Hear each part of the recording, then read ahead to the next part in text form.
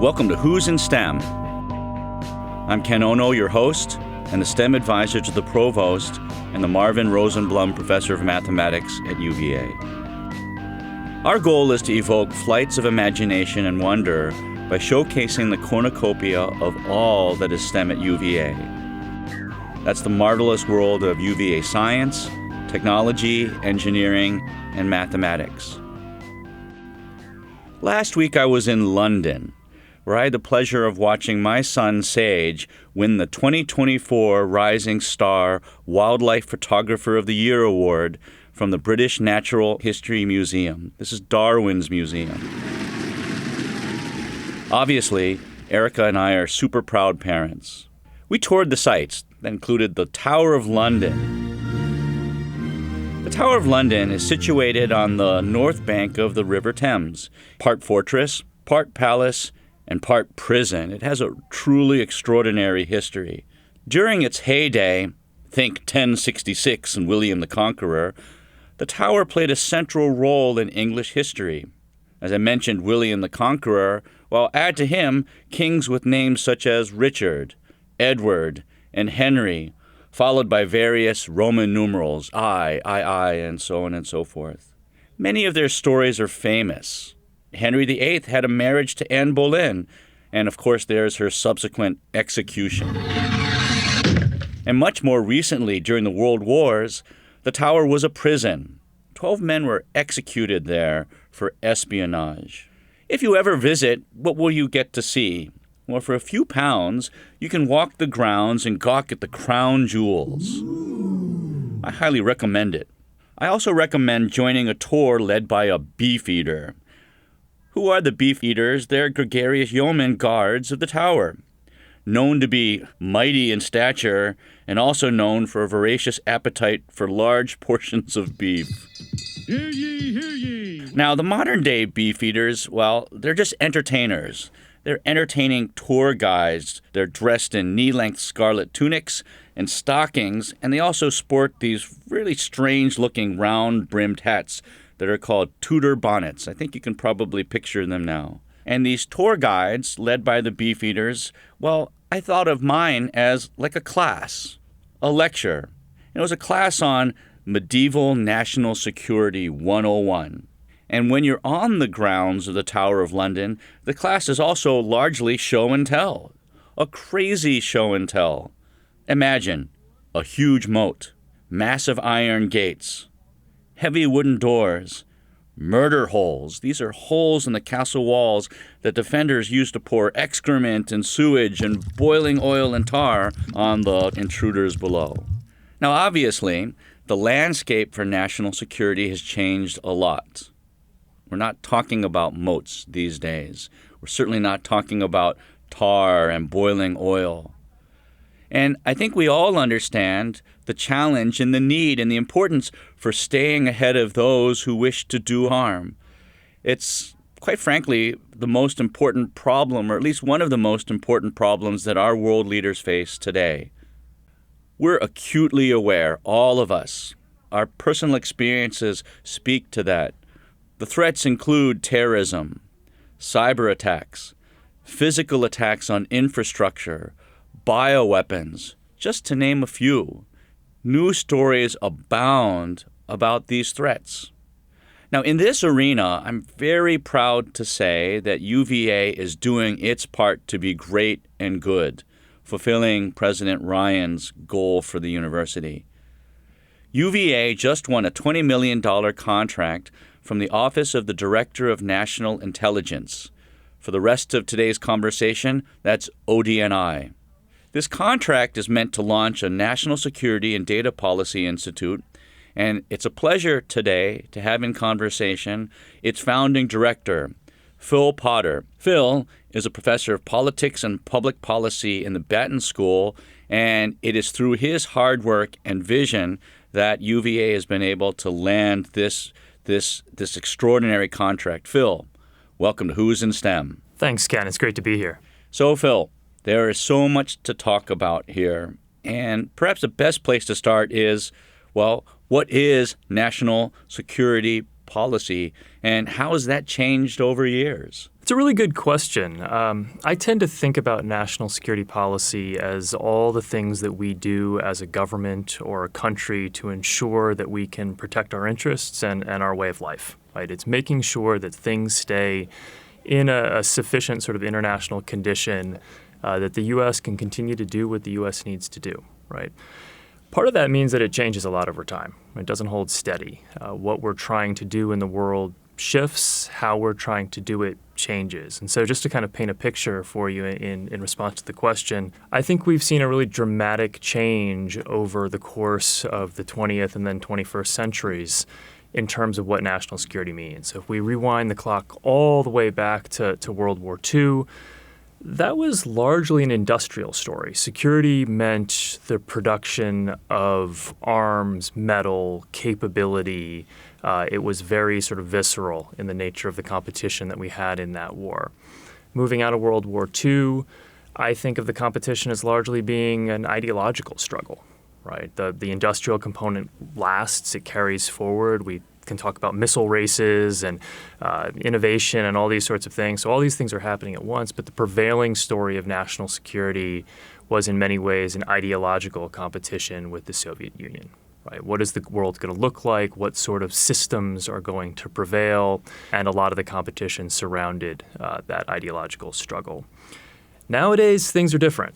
The industrial component pushes forward. We spend a lot of time talking about our defense industrial base in the context of Ukraine. We spend a lot of time thinking about, are we using up too many arms of a very sort of seemingly antiquated kind of sort, but everything that's old is new again, and I'm talking about artillery shells and that sort of thing. The ideological story carries forward as well when we talk about how we are engaging with China and other competitors. But really, when we talk about the cutting edge of national security these days, it's become a story about technological and informational competition, right? So where the cutting edge of the national security challenge comes from is, what do we do with artificial intelligence? What do we do with the slew of data that comes at us every day? What do we do with autonomy and different systems that enable adversaries to potentially undercut advantages we've relied on for a long time? And so we continue to adapt as a national security infrastructure to address and incorporate that new type of struggle. Thank you for explaining that. Now, with regard to university research here at UVA, how has university research on national security evolved to meet these new threats, new challenges? I think it's had to evolve a lot, right? The place of the university in the national security infrastructure has been one of constant sort of change and contestation. So again, to tell you sort of a historical story on this, it hasn't always been good. And I think that's an important thing to keep in mind as we think about this new institute. At different points in time, there have been really fraught relationships between the national security enterprise and universities. And so I'm thinking back all the way to Vietnam and that period where there was a sense that maybe universities shouldn't be involved in this, right? In other cases, there were university activities that I would say universities should not have been doing. And in many ways, that sort of historically poisoned the well a little bit. And to make this very clear, we're not talking about programs like ROTC, which are ubiquitous. We're really talking about a different enterprise. Absolutely, and I think that's a really good point, right? And this goes to a big story here, which is that there are a lot of things going on simultaneously. This is a huge enterprise. We spend a lot of money on this. This is central to what countries do. And so something vital to national interest like ROTC can be happening in a consistent way over time. This is sort of training at a university level for aspiring officers, right? And then at the same time, maybe there are different types of research engagement or policy engagement that may or may not be appropriate, right? But sort of moving forward from that Vietnam period where there was a lot of, I think, tension in society generally, the next big thing that I'll point to is sort of my origin story in this whole thing, which is the 9/11 period, right? So we had a major attack on the United States that came from a very unexpected direction. It wasn't a thing that people were tracking as something that was going to cause us a big national security problem.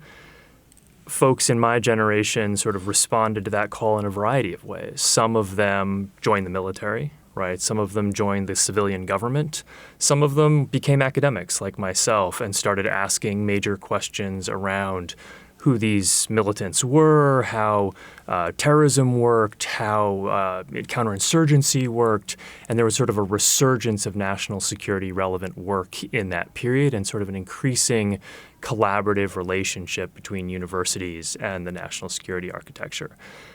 Moving forward to the present period where that threat has sort of faded into the past a little bit, and we're thinking about a new set of threats, this time around peer adversaries like China and Russia, but then also on this technological and data dimension that I was talking about previously, I think universities have even more of a place to play, right? Because those are our real capabilities. That's what we're really, really good at.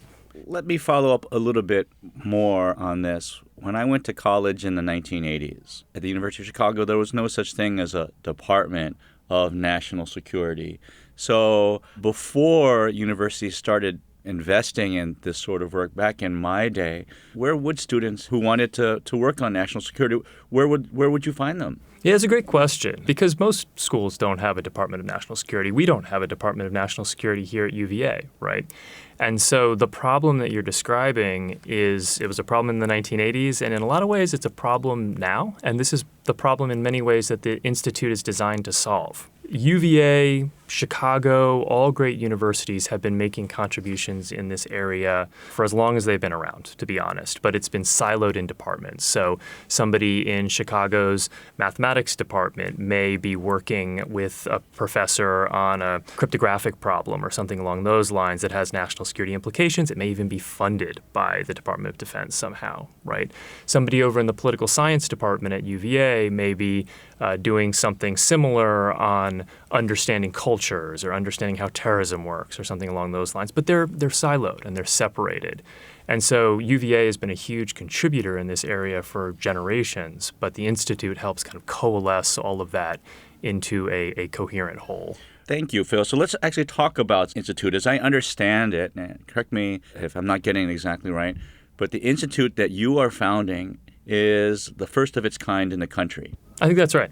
It's incredibly innovative what OD&I is trying to do here, which is to both harness the policy component and the scientific component. Because one of the things we consistently see when we do defense policy is that you either have a great idea that's divorced from the scientific realities, right? And so somebody waves their hands and says, we think it should look like X, but they never asked the people who actually know how it would work, whether it would work. Or you have scientists coming up with great ideas who are completely unaware of the realities of the policy and bureaucratic process, and some of the best ideas in the world go nowhere because they have no sensitivity to the actual environment. And so both of those together is where you kind of get that secret sauce. Right. This is the natural tension there is between research and translational work that really impacts the world. And obviously, in this case, the results matter. Tell us about the structure of the Institute. Now that you've got this big grant and some support from the Board of Governors and higher administration at the university, you've got a lot to do. What's the Institute going to look like? That's the problem with grants, right? You think you won, but you realize you just got a whole lot of work to do in front of you. But in all seriousness, it's an incredible opportunity. Something of this scale, and particularly if it's going to do what I described before, which was cover that divide between the policy component and the scientific component, it means you have to have partners, right? And so we have some great partners in this effort. On the policy side, we have the Batten School of Leadership and Public Policy and the resources that exist there. On the data side, a key partner is the School of Data Science and leadership there, but also their researchers have specific tasks that they're going to be working on for the Institute starting out and then moving into the future. Another key partner is our Biocomplexity Institute, which may be a little less familiar to folks around here, but this is they essentially work on complex social systems. And so that they do modeling, they do big data, they do the complexity that arises from social life. And so it's actually interesting that this institute is called the Biocomplexity Institute because it's really about complex organisms, whether they are in data or, in populations and so on and so forth. That institute's headed by my good friend Madhav Morate, so they're very well known to us. And of course, the School of Data Science, They're completely in the air everywhere here these days at UVA. That's right. That's right. And so bringing those groups together to sort of mix the policy and the scientific component, and then also sort of reaching out to the remainder of the community. We have partners over in the law school and in the School of Business at the Darden School, over in engineering. And so the notion here is to leverage both the immediate work that we're doing for OD&I, but then also build something that is durable and sustainable, and as I was kind of saying a moment ago, pulls together the various threads of national security capability and interest at UVA. Yeah, so let's turn to the OD&I part. In layman's terms, what does that office do, and why does it matter to the country? How does their mission support our work that you've just described? Yeah, no, this is a really good question, something that I think a lot of people don't understand, in part because OD&I is relatively new, right? So I feel like I'm doing a certain amount of history lesson here, but I think it's a good thing for listeners to sort of understand. Historically, we've had an intelligence community, right? There have been folks particularly coming in the post-World War II period. We had the CIA kind of emerge from World War II as the leading entity of the intelligence community. But it was in many ways, despite that sort of first among equals status, a leaderless enterprise, right? There were various military intelligence entities. There was the Central Intelligence Agency. What happened was there was a sense that in order to bring all of that together into a true community, and we call it the intelligence community, right?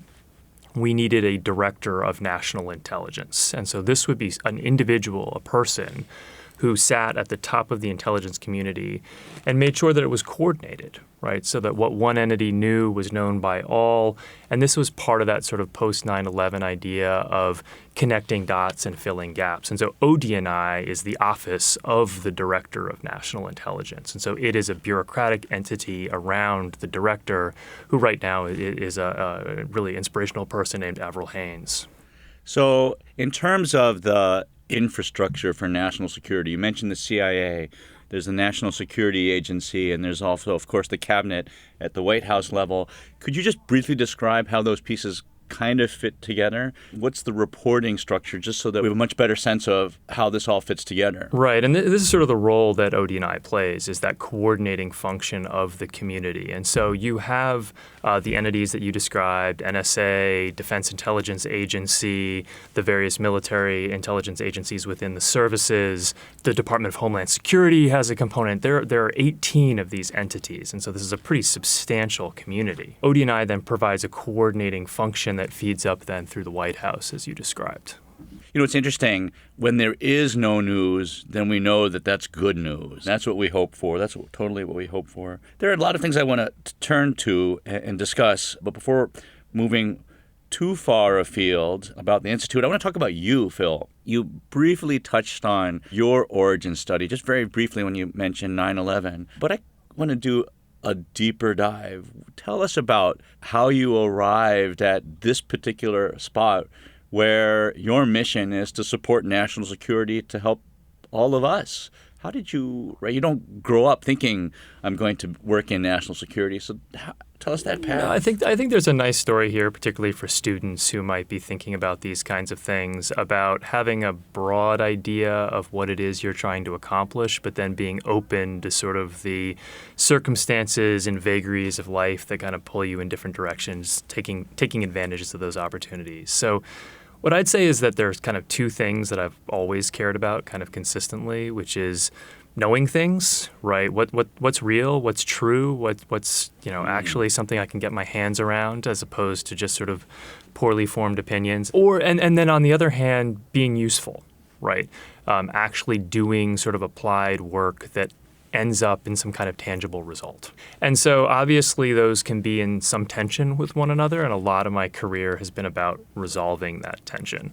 So I started out, I went to university at McGill University in Montreal. Actually, I'm from Virginia, strangely, so I'm not Canadian, which is always the next question that happens. And I was intrigued by going to school in Canada and sort of expanding my experience in that way. Montreal is a fantastic city. Worked extensively with international relations professors there, so developed some really close relationships with some mentors up there who got me interested in academic political science. And that was my undergraduate background. thought I would maybe try law, and so I ended up sort of taking the Canadian thing and working at a law firm in Washington, D.C., doing Canadian softwood lumber disputes, so international trade disputes, right? One of the best things you can learn in life is what you don't like, right? So it's great to learn what you do like, but the next best is to rule something out. I decided working at a big law firm was not what I wanted to be doing. And so when I had simultaneously applied to PhD programs and to law programs, the PhD acceptances were a lot more exciting to me. And I took that as a strong signal. And so went and got my PhD at UCLA, again, working with a great group of faculty there in international relations. And moved first to the University of Michigan as a professor, where I know you have pretty close relationships as well, and then on to the University of Virginia about 10 years ago.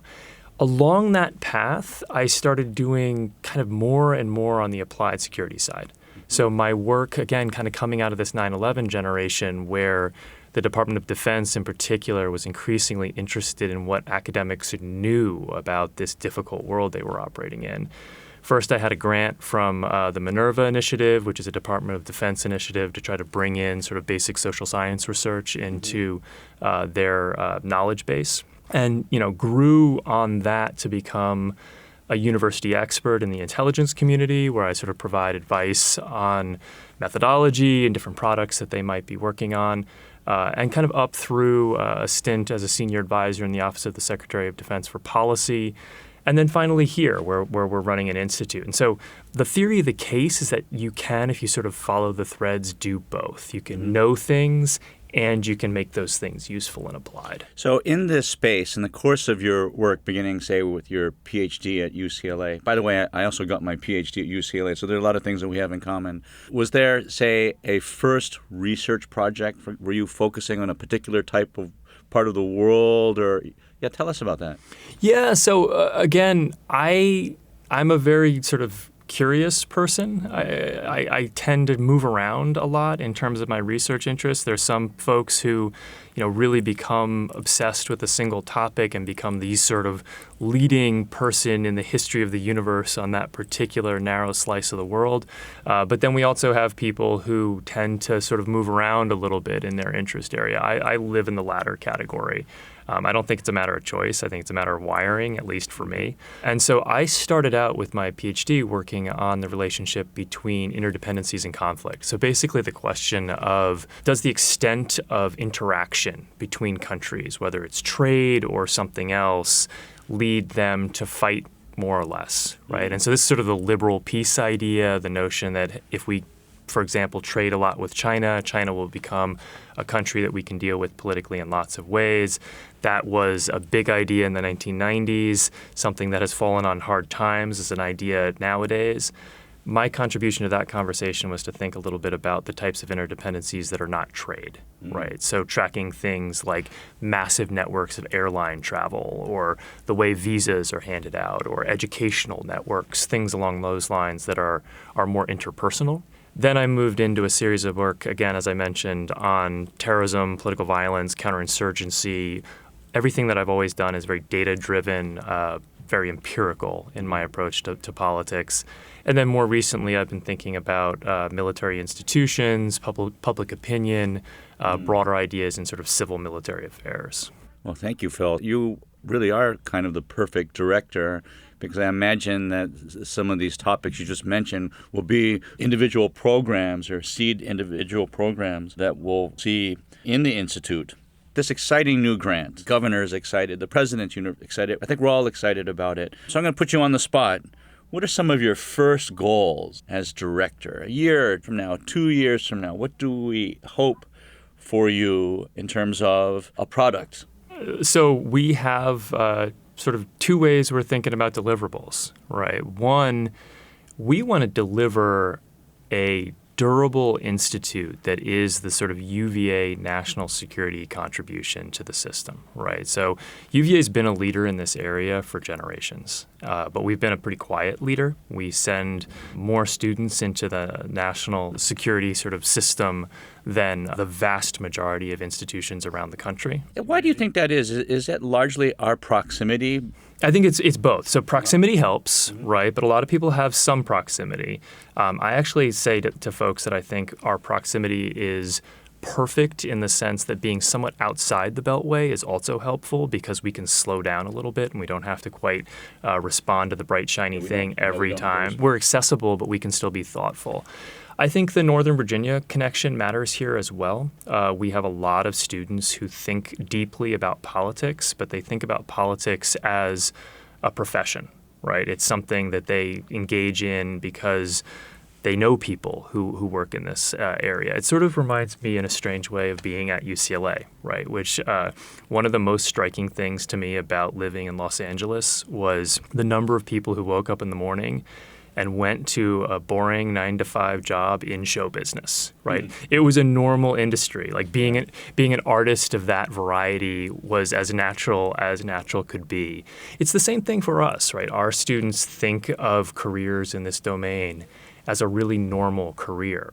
I would say one of our key missions, though, is Virginia's a big place, and not everyone has those Northern Virginia connections, and people come from different backgrounds. And so a big mission for the Institute is to make this whole story and this line of work and this contribution legible and accessible to students who don't have that background so that we can develop a workforce in this domain that looks an awful lot more like the nation. So, Phil, it's great to hear that UVA is somehow perfectly situated in this space, both geographically, ideologically, and in many other ways. As the founding director, you have quite a task in front of you. And to get the Institute started, I imagine that you've assembled a core of faculty here that will be leading exciting projects. Maybe we could give a little hat tip to some of them. What are some of the projects that you'll be funding and supporting in the Institute? Yeah, no, this is a great question. It's one of the exciting things about this is we have work that is sort of underway already, and so we are moving very quickly. Don Brown over at the School of Data Science is leading an effort to think about areas of technological competition, right? So we identified by working through DC, sort of 7 domains in which we think technological competition and national security is going to be vitally important over the next several decades. We've prioritized 3 of them, and his teams are working on this already. Those are in biotechnology, in microprocessing, and in artificial intelligence. Over in biocomplexity, you already mentioned Madhav Marath. They're working heavily on AI algorithms. And so what they're thinking about is what do we do with all this data that's coming in? How do we develop systems that will flag for intelligence analysts and decision makers when things are out of the ordinary and when systems might fail. So think about supply chains or something along those lines. And so we're thinking about both of those as ways of sort of augmenting decision makers. The thing the intelligence community cares about and the Institute cares about as a consequence is how do we make better choices? How do we put policymakers in a position to do smart things in national security? I'd like to add, because I've known Madhav for quite some time, one of the things, so to speak, that they're well known for is constructing a twin of the population of the United States of America. Let's understand what that looks like. We don't have the time to poll every citizen, every person living in this country, but it's very important to track and be able to predict behavior. And what Madhav and the Biocomplexity Institute has done in a number of different realms is produce quite accurately a twin of this country, even down to like buying preferences or which communities, which even blocks and cities might you have a need for. And we've talked about this before, say EV charging station. Where do you even place those? So I am delighted that we have those assets working with you in public policy. Because these are top people. And it's something we're starting to think through in this context as well, this digital twin notion that you're talking about with supply chain and with all sorts of other things that the intelligence community cares about as well. So some of these technologies that UVA has leading expertise on, we're refashioning, rethinking in terms of other applications. Right. And some of the same science that goes into studying the epidemiology or the transfer or spread of disease, they're all somewhat related as mathematical and scientific and tech models. So, Phil, I started this conversation kind of tongue-in-cheek talking about the national security of the Tower of London. But as is now apparent, this is very serious business. I started this conversation in a fun way, and now we've been quite serious for the last few minutes, and I want to end on a positive note. So I want to ask, Phil, your vision, your hope, what hope do you have for the future, in particular in the national security space? Yeah, it's a really good question, and it's a hard one in the sense that I think most of the time when we think about hopes, we think about things that are big and loud and visible, right? The funny thing about careers in the national security space is that the less they're talked about, the better we're doing, right? And so as I sort of said at the start of this is about preserving American interests, a way of life, the ability, frankly, for the American people and for friends and partners around the globe to do things that are more important, more interesting, right? This is a preservation of the ability to do sort of all sorts of human endeavors, inclusive of scientific endeavors. And so my vision would be that we can continue to move down a path where that security is provided, and then that the Institute can contribute to that in a meaningful way, right? That the Institute can provide positive goods that allow, as I mentioned before, policymakers to make the right, intelligent choices that lead us down that successful path. Godspeed with you and your institute. It matters for all of us. So, Phil, time is running short, but for students in the UVA community, and perhaps more generally, anyone who happens to be listening to this episode, how can they get involved? Let's first start with the students. How do students get involved in your work, your space, and the work of the Institute? No, it's a great question. One of the things that's the most important to us is bringing students into this process. And so we've been doing this for a while, and we've got quite an infrastructure built up, originating from the National Security Policy Center, which is going to continue on as a partner of the Institute. We have internships that students can take with us. Those will often then lead to internships with external entities who will help students get security clearances. I just got an email the other day from a student saying, this internship was transformative, and I now work in the White House Situation Room, which is pretty cool, right? That's a pretty neat place to work. We've had students who move from our programming up through to work at three-letter intelligence agencies in the Department of Defense, but also in adjacent things, international organizations, humanitarian work, the various consultancies that work for government as well. We also offer classes. We've got a great grant from the Department of Defense that supports our Innovating for Defense classes. These are opportunities for students to work in collaborative environments on real DoD problems. We've got lunches where students can come in and meet professionals. We support the International Relations Club, which is a student-run organization, but they use our space, and we will provide them with speakers and simulations and all these kinds of things. And so I certainly encourage students who are working in this area or even just slightly interested in it to engage. And what we do is we offer sort of a way for students to demystify what it would be like to have a career in this area. I'll also add that for PhD students, we have quite a few PhD students who hang around with us as well, contributing to that knowledge component, right? And so we've got folks who are working with us in our offices, have desk space, that kind of thing, to sort of increase that part of the community as well. And so for the PhD students who might be listening to this, regardless of field, we have historians, economists, political scientists, certainly on the data science, engineering side of things as well. It's a really vibrant group of people who are, for once, kind of oriented more around a problem set than a departmental affiliation. And so they spend time in both places, but it's really nice to have them as part of the overall story. Well, let's wrap up here. A little bit more about you, something unrelated. Tell us a fun fact, a fun tidbit that you'd like to share for everyone in the UVA universe to know about yourself. Sure, and this will maybe link over to the why you should come and hang out with us at the Institute. So my family, we're all dog lovers. From this conversation, you might think that we breed very intimidating German Shepherds or something along those lines. We do not. We have a mini golden doodle, which is as serious as it sounds, named Potato, which is named Potato, which is as serious as it sounds. And he is the official Institute mascot and hangs out with us in the offices at all times. The students come by and take pictures with him. And I think he has a social media presence that I don't control, run by some students.